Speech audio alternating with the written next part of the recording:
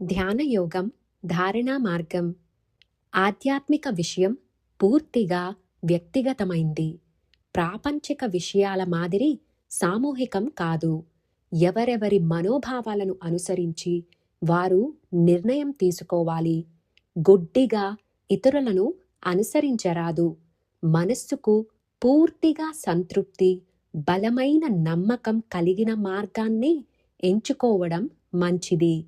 అలాగే ఫలితం కలిగే వరకు ప్రయత్నం చేస్తూనే ఉండాలి. మధ్యలో మాటిమాటికి మార్గాలను మార్చకూడదు.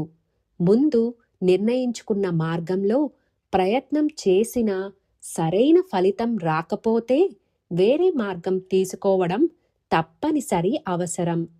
లోకం, సృష్టి, స్థితిలయాలనే 3 విషయాలపై ఆధారపడినట్లు శరీరానికి కూడా జననం, జీవనం, మరణం అనే 3 విషయాలు ప్రధానంగా ఉన్నాయి. జీవితంలో ఇచ్ఛాశక్తి, జ్ఞానశక్తి, క్రియాశక్తి అనే 3 శక్తులు నిరంతరం పనిచేస్తున్నాయి. ఇవే మనస, వాచ, కర్మణ అని 3 కరణాలతో జాగ్రత్త, స్వప్న, సుషుప్తులనే 3 అవస్థలను అనుభవిస్తూ నిత్య జీవనం జరుగుతుంది.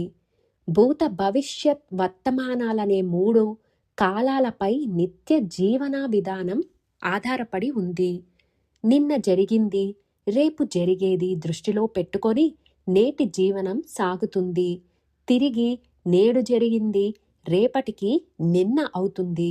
ఈ విధంగా జీవితకాలం గడుస్తుంది. కాలమే జీవితాన్ని నడిపిస్తుంది. జీవితం కాలంపైనే ఆధారపడి ఉంది. స్వల్ప జీవిత కాలంలో విలువైన కాలాన్ని సద్వినియోగం చేసుకోవడమే కర్తవ్యం. కాలాన్ని వృధా చేస్తే జీవితమే వృధా అవుతుంది. ప్రస్తుత కాలానుగుణంగా అనుక్షణం జీవిత లక్ష్యం కోసం ప్రయత్నం చేస్తూనే ఉండాలి. ధ్యాన ప్రస్థం.